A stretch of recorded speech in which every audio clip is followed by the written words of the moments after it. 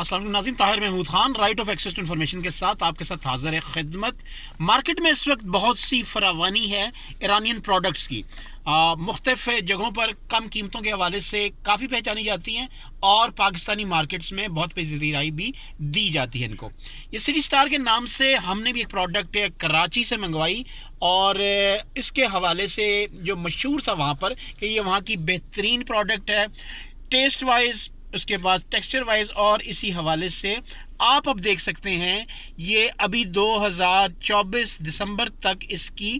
Expiry date ہے۔ اگر camera مین ہمیں قریب سے دکھا سکیں، یہ ایکسپائری ڈیٹ اس کے پاس موجود ہے اور آپ یہ دیکھتے ہیں مختلف قسم کے، پہلے تو اس میں سے چھوٹے سے منی انسیکٹس یہاں سے باہر نکلے، اب میگٹس کا نکلنا شروع ہو گیا سلسلہ۔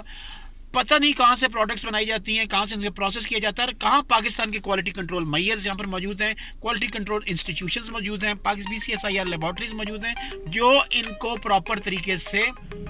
دیکھتے نہیں اور اس کے بعد ان کو پروسیس کر دیا جاتا ہے اور بھیج دیا جاتا ہے پاکستان کے مختلف مارکیٹ سٹورز اور مختلف جگہوں پر جہاں وہ عوام اس کو استعمال کر سکیں۔